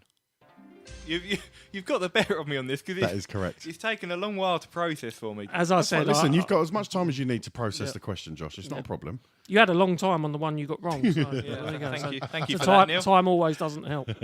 Okay, next one. Question 7. So you're still one wrong answer. What is the throw-in distance in a game of darts in feet and inches, please? Not a clue. Standard men's. Yeah. So I'll give you to the nearest 2 inches. Generous. After the first question came up, I knew this was going to be one of the questions I could just, and I don't have. I think it's 7 feet, and I don't inches. 43 inches. I don't know. No. I'm looking for feet and inches as a combination. I'm not looking for. So, like, I am in my height. I'm 6 foot 2 inches. I know we're not talking height, but I'm just trying to help you out on the inches side of things. I'm not looking for a measurement in feet and then a separate measurement in inches. Yeah. I'm looking for Combined. 7 foot 8. Did I say within 2? You did say within 2. He's burgled that one because he didn't have a clue. It is 7 feet 9 1/4 inches. Good. Well done. That was lucky. I'll be honest. Okay, question 8. You need a bit of luck in life, Josh. In darts, how high above the floor is the centre of the bullseye in feet and inches? As a combination, again, not separately. You're looking at me, mate. I can't help you. I haven't out. got a Scooby. I think you're just gonna have to have a little think, see if you can work out, your own height in terms of judge where you are to the centre of the board. And what's the allowance on this, Neil? 4 inches. Okay, so you got a little bit of leeway, Josh. You got a 4-inch leeway either way. I've got no practicality about like feet and inches, so this is just. Oh yeah, I forget. Josh went to school in 1987, didn't he? And he works very in funny, very funny. centimetres and metres. We've had this conversation before. So I've got from. If I remember rightly, this all ended in tears when we were talking about how tall Raymond van Barneveld was. But I got that one right. I won't get this one right. So it's from the throwing distance to the centre of the bullseye. Is that right? No. The height how high is the board? Is the centre of the ball. The board or the ball? Yeah, so look at that wall. The The centre of the board is the ball. Oh, no, sorry, my ears. I know you've got a poorly ear this evening, Josh. All sorts of excuses coming out of that. Illness, God knows. Pot kettle.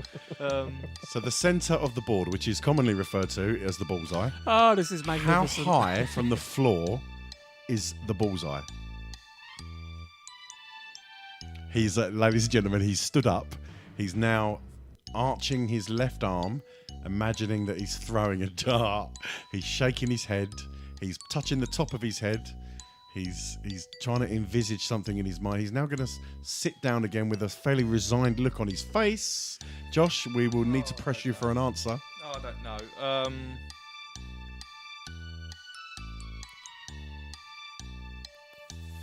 4 feet 7 inches. I don't know. You're an embarrassment. 5 feet and 8 inches. Darting expert Josh Gorton. Crowd aren't happy, Josh. Neither am I. This is the So hardest quiz. That's I think. two wrong. That is too wrong. Okay, Neil, what number are we on now? Question 9. Oh, if it's never a feet and inches, I'm going to go home. Okay, here we go. Most darts are between 4.5 and 6 inches long. What is the maximum allowable length for a dart? What a ridiculous question. He's fuming. He's absolutely fuming. Oh, excuse I me. haven't got a Scooby again. In inches, please. Sorry, Neil, you gave him a bit of a clue in the question. If you repeat the question, there is a bit of a clue in there. Go on. Most darts are between 4.5 and 6 inches. What is the maximum allowable length for a dart? 8 inches. Incorrect. It is indeed 12 inches. Blimey, that's a lot. It's like an arrow. I know, it's enormous. You'd have to fire that with a bow, I reckon. So that's 3 that he's got incorrect. Is this his worst performance? I think it may well be both. I'll tell you, if you're a mastermind on darts, you wouldn't get questions like this. It might get worse. Josh, you're our darting expert. We bring you on this show for... I say we bring you on the show, it's your show, but, you're here for a reason. You are our go-to guy when it comes to all things darts. Yeah, but I don't recall discussing the length of a dart in inches before. But is on this it podcast. not an important piece of information? Someone turns up with a dart that's you're a a metre tournament- long at a tournament. Steve Backley turns up with a javelin. Yeah, but I'm not a referee. I'm a reporter. If I was watching it and a player had too long a dart, they'd report it on TV, and I'd report that. Criticising officials again. It's not Wait, the first time yeah. for Josh. Okay. Right, let's move on. Neil, what number are we on now? Question 10. Here we go. So he's so far scored 10 out of 13. That's not bad. No, it's not bad.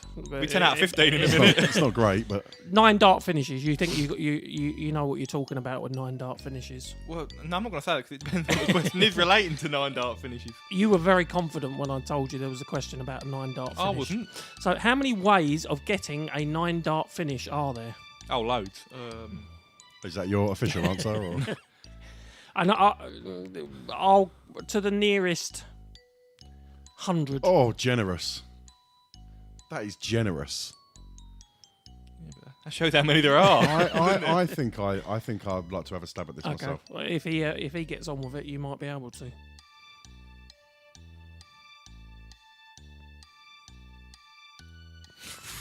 Hang on a minute. It's stabbing the dart, this one. Definitely time for a bit of wind, I reckon. A few tumbleweeds drifting across the street. 1,700. Okay, and John, your answer? I am going to go for 2,724. Believe it or not, there are 3,944 different combinations which will achieve a 9 dart finish. Well, based on that, Josh. Incorrect, mate. And I was closer, so maybe we should turn this into challenge, John. Yeah, and maybe. You might get some. Please, with with pleasure, with pleasure. So that's 10 out of 14. Final question. I Okay. think you'll breeze through this one, don't Really? worry. Yep. Can you score more than 180 with 3 darts? Hang on. This is some sort of trick question. Yeah. Oh, dear. But this is Well, hang on. all he's asking for is a yes or no answer. He's not asking you how. He's just asking a yes or no question. It depends what... I'd like him to back up his answer, though. Or as they used to say at school, show you're working. Yep. Well, it depends if you're playing... Well, obviously, soft tip darts is a different scoring system. And you've also got the different... No, I think you can score more than 180 with 3 darts. Okay, so could you explain how? Well, no, that wasn't part of the question. You said, is it... You No, said, your answer is yes, yeah? Correct? Your answer Yes. is yes. Okay, that's fine. We'll put that on the shelf for one moment. Is that half a point, I think? Okay, can you explain? No. I'm happy. If we don't know if that's the right answer yet. If that's his answer, we'll park that for a minute and we'll come back to it. Can you think of a way that would be possible? if you play some soft tip tournaments... Are we... I'm not particularly au fait with a scoring system, but you can.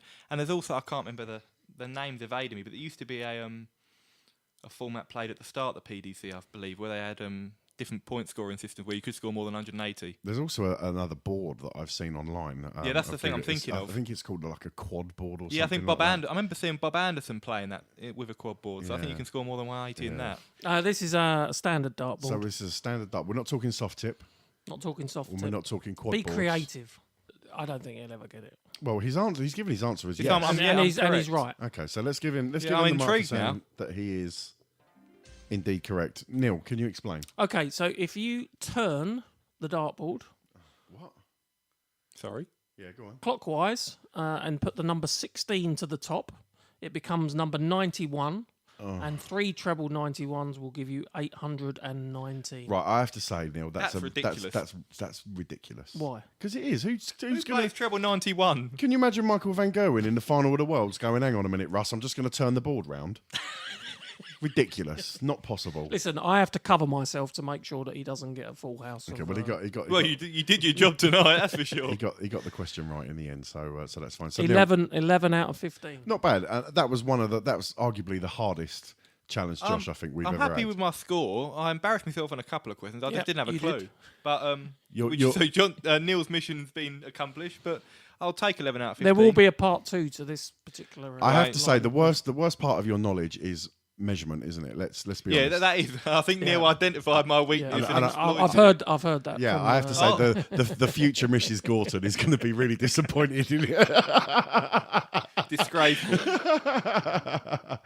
Anyway, so there we go. Unfortunately, not a full house, but a gallant effort nonetheless. And I look forward to the next episode of Challenge Josh.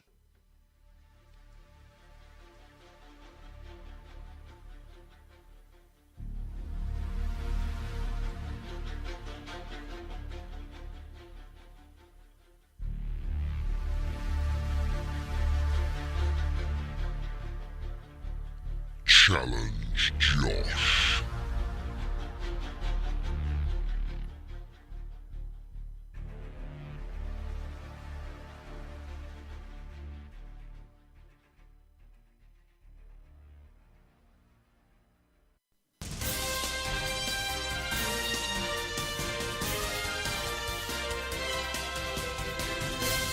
In the news. Okay, as the jingle suggests, it's time now to discuss any darting items that have come up in the news in the last few weeks. Josh, what have we got today? We've got quite a few topics to discuss, John. First of all is the Grand Slam of darts. The BDO earlier this week announced their 8 players that will be representing them in Wolverhampton.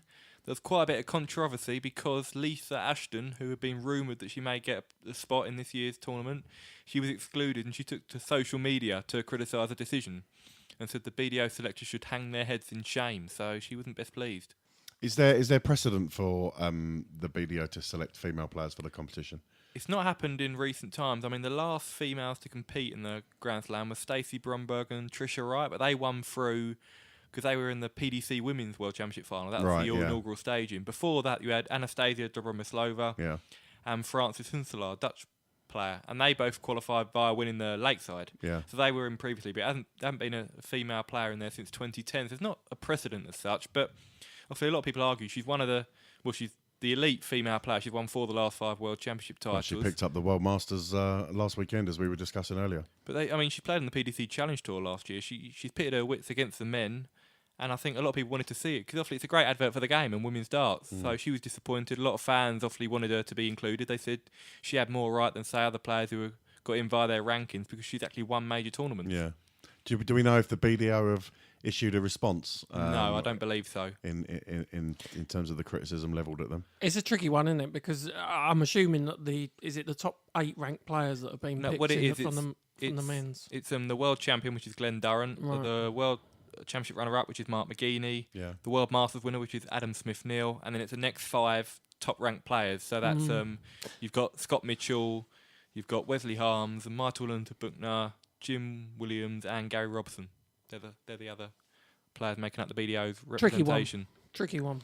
They'd laid out their criteria previously, the BDO, so I'm not really sure where the surprise element came from, but obviously when it became public, there was a bit of an outcry on social media.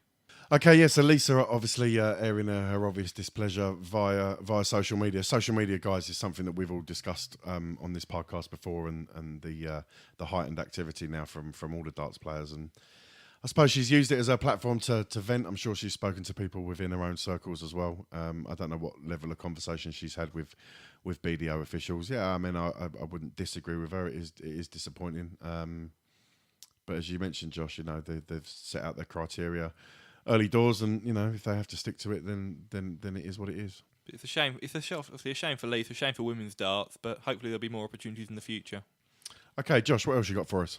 And we've got a news story about Corey Cadby. We haven't really heard a lot from him recently because he's been having a lot of visa troubles. Obviously, he went back to Australia after reaching the UK Open final, got married. There's been some issues with his sporting visa. just delays that meant he's been prevented from playing in the European events. Yeah. He's played a few World Series events. He's done okay in them, and he's played a lot of DPA events, which is obviously events in Australia that are ranked. He's won 7 of those this year, but he's had to pull out of next month's World Series in Vienna. Unfortunately, he suffered a broken arm in a car accident. I heard about this. It's his left arm, so it's not his throwing arm. But obviously, I think he's decided against a long-haul flight to Vienna. He's obviously in a lot of discomfort with it. He's decided to pull out of that. He's also due to be in the Grand Slam of darts, which is obviously only next week, the week after that. So I'm not quite sure on whether he'll be competing in Wolverhampton. Despite it not being his throwing arm, Neil, I would suggest that even that would still sort of really, make it. I mean, when they're throwing, obviously with the right arm, if you're right-handed, you're still holding your remaining darts with your left hand. It sort of adjusts, it affects your posture and your stance. Perhaps I'm sure it would. If you're be very in blaster, uncomfortable. possibly a sling, it's about balance as well. So not easy at all. No. So do we know when we're likely to see Cadby? Is it something that's going to threaten his World Championships? I think it could do. Obviously, we don't know. I mean, there's no fixed date. He's due to be in the Grand Slam of darts, but that's only a week later. Yeah, so still got 2 months, hasn't he? So you would think hopefully it's not too bad a break. Yeah, maybe the Grand Slam is something that is probably World Championship too far away. Really, I'm sure he'll be fine for that. But Grand Slam of darts. That's if he's qualified for the World. I'm not quite sure if he's qualified for the Worlds yet. He's listed in the odds. Yeah, I mean, obviously he reached the UK Open final, so that obviously would have been quite a lot of ranking money he received. So I'm not quite sure, but hopefully we'll see him back in action soon. Absolutely. Okay, Josh, moving on. I believe you want to discuss your favourite man himself, Mr. Raymond van Barneveld. Yeah, unfortunately not. He's missing next month's Players' Championship finals. That's a big story. He's opted against playing in the final 2 Players' Championship events, which are in Barnsley next week, as we've mentioned earlier. Barney's only played in 6 Pro Tours, and this is 21st and 22nd, so he hasn't played in many of them. So I think he'd have needed to reach maybe a semi-final or final or even won an event in order to qualify. But he's opted against competing in Barnsley. He's going to focus on the World Series, the Grand Slam and the World Championships. But that means he won't be at Minehead next month, which means obviously that's another opportunity gone to kind of improve his world ranking. So I think we have to judge his experience and judge the fact that he's trying to peak and make sure he's ready and refreshed for the World Championships. But obviously a shame for fans of Barney who are hoping to see him in Minehead, but he won't be there this year. Yeah, it is a shame. Barney's obviously a fan favourite, and everyone loves seeing Barney on the stage and the Barney Army cheering him along. But as you say, Josh, I think Barney probably knows what's best for him, for his schedule, for his body. He is no spring chicken without being disrespectful to him. He's one of the older guys on the circuit, and I'm sure he knows what works for him physically and being in and around those competitions. Neil, disappointing that he won't be there. What are your thoughts? He's 51 years of age, and I think as Josh alluded to, he knows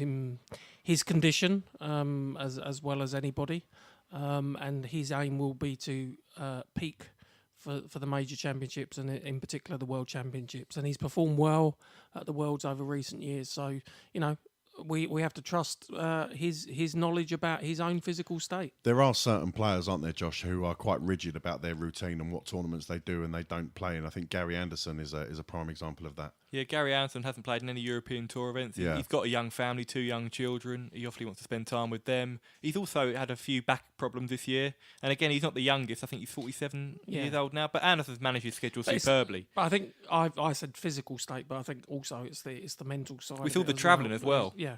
No, but mentally it is tiring, when you factor in the travel element as well. So these guys need to play what they think is right for them and what they can cope with. Yeah, of course. Well, obviously, we wish Barney all the best in all the competitions that he is entered into, and I'm sure Josh yourself will be especially cheering him along. Of course, I will. Of course, and roaring him to victory. Josh, I believe you've also got a story about a guy, a JDP favourite. Well, let's be honest, all darts fans' favourite, Mr. Paul Lim. Yep, legend of the game, Paul Lim, 64 years of age. He's just qualified again today for this year's PDC World Championships at the Alexandra Palace. Great news. Qualified via the Asian Tour. He'll be making his 23rd World Championship appearance this year, which is incredible. He hit the first ever World Championship 9 darter. Is that a record in terms of appearances? It's not a record, I don't believe. No, but it's going to be up there. Yeah. There's not. I think the likes of Taylor, Steve Beaton, and himself, Barney are up there. Yeah. Painter as well. But yeah, he's gonna be up there in the reckoning. But at 64 years of age, he's probably thrown better than he ever has. It's incredible. Obviously, he reached the second round, knocked out Mark Webster last year. Missed double 12 for a 9 darter against Anderson, and he was a breath of fresh air for the tournament. So brilliant to see Paul Lim back. Excellent stuff. Yeah, look forward to seeing Paul at Ali Pally. Anything else, gentlemen? That's all for this week, John. Excellent stuff. That was your In the News.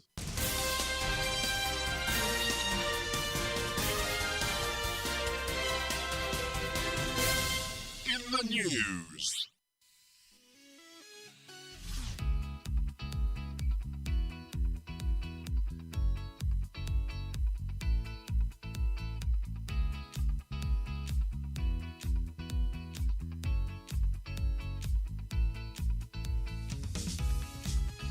You're listening to the Josh's Dartistry podcast. Don't forget you can check us out on Facebook, the Josh's Dartistry page. You can also follow us on Twitter at Josh's Dartistry. And you can also go to our website, www.joshisdartistry.com, for all the latest news, blogs and information on the world of darts. Don't forget you can also call us and leave us a message on our voicemail box. That's 07739 738 329. That's 07739 738 329. Call our voicemail box, leave us a message, leave us a question, and we may play it on the show. Now back to the show.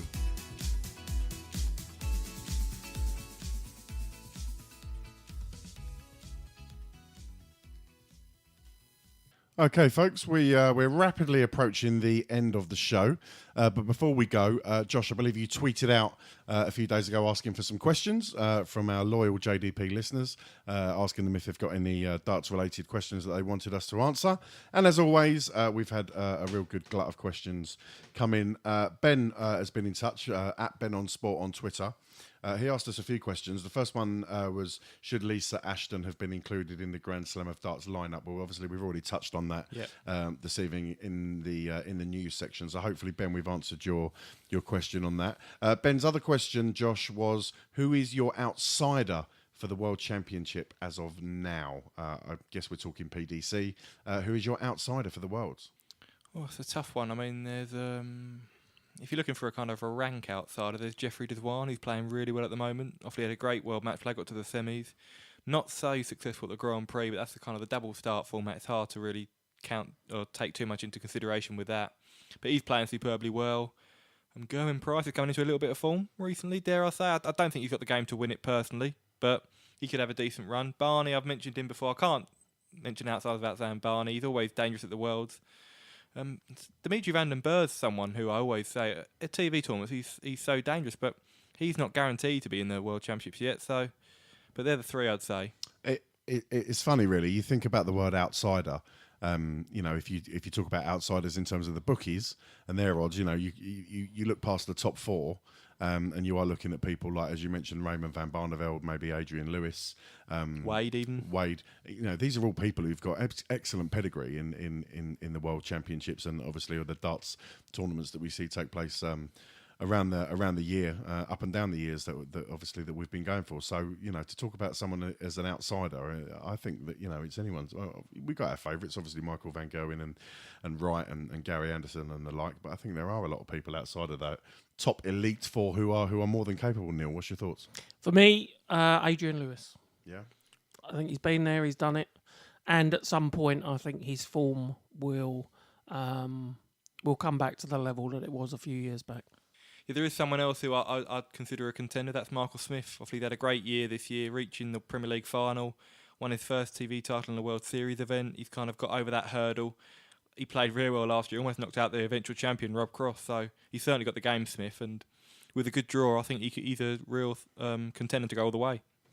Okay, excellent. Well, Ben, there's some potential outsiders for you there. Neil obviously gave us some odds a little bit earlier, so if you are looking for a bet, obviously, as we always say, please do gamble responsibly. And when the fun stops, stop. But yeah, so hopefully there's some tips for you there. And Ben has got one final question. It's aimed at Josh, but I think what I might do is open this up to everybody around the table. The original question was, Josh, how high can Arsenal finish this season? What I'd like you to do, gentlemen, very, very briefly, I'd like you to give your team a mid-term or early-term school report. Okay, and what I'd like you to do is rate your team's performance by giving them like a score report. So if you think you're absolutely flying, it's A+. If you think, you know, B-. If you think there's improvements, just give your team for their opening 8, 9, 10 games of the season a little score report. Josh, Arsenal. I would give us a B+ so far. Obviously, got off to a rocky start, losing to Man City and Chelsea. Wasn't particularly a surprise. Obviously, they're the top 2 in the league at the moment in terms of the table. We've won 9 games on the bounce, which is superb. The first time we've done it since 2015, I believe. I think to answer Ben's question, I think top 4 is probably our peak where we can achieve this season. I don't see us finishing any higher than 4th, but if we did finish 4th, it would be a superb achievement considering the tumultuous last few years we've had to endure. Okay, Neil, Josh says Arsenal are a B+. Talk to me about Liverpool. For me, it's an A-. Massive improvements at the back. Conceding just 3 goals in 8 Premier League games. I think everyone saw our defence as a bit of a laughing stock. I think that that tag is starting to move elsewhere. As I said, I don't think the front 3 have clicked. I think the midfield have been outstanding. So the 2 things that worry me are 2 things that are all right, Jurgen, calm down. 2 things that are against me giving an A.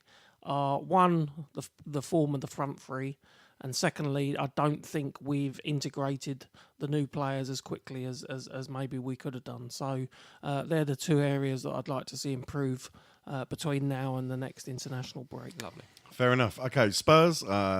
I would give Spurs a C+. I think there's been many positives. I think we are performing quite well in the league. We've got our highest points tally in Premier League history at this stage. Do you get a trophy for that, John? No, we don't get a trophy for that, but that is a positive. I think we're playing some okay football, but there's obviously a lot of room for improvement. The European campaign has obviously been not a great start, losing away to Inter when we should have really won that game. Really, no, I wouldn't say disaster. And the Barcelona game, not great. There's also obviously surrounding issues with regards to the stadium, which for me has been a little bit of a PR and HR disaster. A lot of people are unhappy about that. We've got a lot of injuries as well. You know, Jan Vertonghen, I'm hearing, is out for a month. Danny Rose, I think, is out. Christian Eriksen's been out. Dele Alli's been out. We also had the anyone got any violins anywhere? The onslaught of the returning players from the World Cup who are tired and jaded. I think Harry Kane's performance has been affected by that. But listen, we're still up there. We're punching above our weight with the financial heavyweights such as, you know, your Liverpools and your Man Cities and your Man Uniteds. We're still in the mix, and I think we'll finish top 4. And you know, have a good cup run, and I'm quite happy considering we haven't played a home game. What a load of rubbish! In getting on for a year and a half. That Barcelona team is one of the poorest Barca teams. They are now 4 games without a victory in La Liga. At what stage during either of they your have got injuries as well. At what stage during either of your 2 score report did I start chipping in and sticking the knife in? Well, I think it's why can't we have an adult conversation without you getting all leery and having to stick the boot into Spurs? I'll tell you for why. Because we're a threat and we're better than you, and you hate it. When was the last time you finished above us? When was the last time you finished above us? Mm-hmm. When was the last? I'm asking you a question. It's not that long ago. In modern history, it was a very long time ago. All right, we all know the wheels will come off at Anfield. Someone will fall over in an important game, and it'll all be over. All right, so you just need to calm down. Okay, let's move on before we start having a fight across the table. Yeah, sorry, Ben, we went a bit off topic there. That's not my doing. Right, let's move it on because this is a darts podcast. Del Boy on Twitter has asked, was weights out of order? Again, I think we covered that earlier on with the weights discussion. It's a tough one for me because obviously we mentioned like the raised docky and the issues there. I suppose if he felt he had a case and he felt that there was an issue, it's within his rights to raise it. But obviously, I think there was a little bit of mind games, an element of mind games. Good to have a bit of controversy, I think. Yeah, but I felt a little bit for Parletti. He looked a little bit bemused by the whole thing, and obviously I think it did throw him off a little bit. Waits is a very experienced contender. I think know, if he knows what he's doing, and I don't have a major issue with it personally. Okay, let's move on. David Struger has got in contact, and he said, "How do you think the top 4 will look in 5 years' time, Josh?" I'm going to say, I think Michael van Gerwen, I can't see him going anywhere. He's still relatively young. He's been at the top of the game now for the last 5-6 years. I think he'll be number 1 still. You've got to look at people like Rob Cross. He's still a young man as well, only in his 2nd full year of the PDC. I can't see him going anywhere at all. He's won a couple of titles this year. I think first year as defending world champion is difficult, but I think he's handled himself well. Michael Smith, I think Michael Smith is a future world champion. I think we've all discussed that on this podcast in the past. And I'm going to go for a little bit of an outside. I think Jeffrey Deswan. I think he's come of age this year. He's won a Pro Tour event. He's impressed really at the World Match Play. He's definitely a stage player. I think that'll be the top 4 in 5 years. So that's fine. There's 3 players there that you've put into the top 4 in 5 years' time. Does that mean that the likes of Peter Wright and Gary Anderson won't be in the top 4 in your opinion? I think they'll be in and around it, but I think you've got to look at Peter Wright in 5 years. Will be 53? Will he be playing every tournament? Gary Anderson is world number 4 at the moment, and in my opinion, he's a world number 2 in terms of ability and class. But he's world number 4 because of his TV wins. He's won 3 tournaments this year. If he suddenly doesn't win a few tournaments, he'll be going down to about 7 or 8. I think, and he's never going to be playing any more of these European tours. And I think, if anything, his kind of participation in the big tournaments is going to drop. He's going to feature less and less frequently as he gets older. So I still think he'll be still be playing top darts, but whether he'll be top 4, there's so many tournaments now, I'm not sure. Neil, how do you see the top 4 shaping up in 4 or 5 years' time? I tend to agree with Josh. I think it will change. I think Van Gerwen will still be there. I think Rob Cross, Deswan for sure, and Dimitri van den Berg. Yeah, he's one I was considering as well. I think he's definitely got the pedigree too. Just needs to improve on his floor tournaments because he had such a good World Championship, and everyone was kind of tipping him as an outsider for the Premier League. Unfortunately, he got to a final of the World Series earlier this year, but on the floor tournaments, he's just not done it. Okay, all good answers. Josh, have we got any more questions? I believe that. Oh, Corey, we had one about Corey Cadby, there was a Corey Cadby. Let me just find that one. Yeah, M Austin71 on Twitter said, "Will we ever see King Cadby, which is his Twitter name, King Cadby 180, compete again?" Well, it's a bit of a drastic. Assuming that we do, he's a candidate for the top 4 in 5 years' time. Yes, true. Very much so. True, very true. Yeah, I don't think the injury he sustained or his troubles with his visa that we mentioned earlier will keep him away from the game forever. I hope not, because he's a character and he's a very good darts player. I recall a similar incident with obviously I think he's managed by Mac Elkin, who also managed Carl Anderson, and we had a similar thing with Carl Anderson, obviously from Australia as well. He had problems with his visa a couple of years ago, which saw him miss the World Championships. Hopefully that's all sorted out now, so I'm sure we'll see Cadby competing soon when he's back to fitness, and hopefully when his visa issues are sorted. Excellent stuff. Okay, well that concludes our Q&A section, and that also concludes this episode of the JDP. Josh, enjoy that? Apart from the challenge, Josh, or should we call it Stitch Up, Josh? I think we should rename that for next week. But no, it's been a bit of a hiatus for us all. We've been very busy, so hopefully we won't be as long between recording this time. Neil, once again, congratulations on topping Lord of the Board. Yep, thank you very much. I know, it was probably expected, but still nice to actually deliver. So modest, isn't he? It really is. Unbelievable. I've had a good show, really, because I've downed him as well. So. Okay. Anyway, ladies and gentlemen, thanks for taking the time to download this podcast and listen. Your feedback is really important to us. If you've got any questions or comments, any feedback, be it positive or negative, that you'd like to make, then don't hesitate in getting in touch either through the Twitter page at Josh's Dartistry or on the Josh's Dartistry Facebook page. Josh, thank you very much for your time. Thank you, John. Neil, thank you. Thank you. And we'll see you again next time.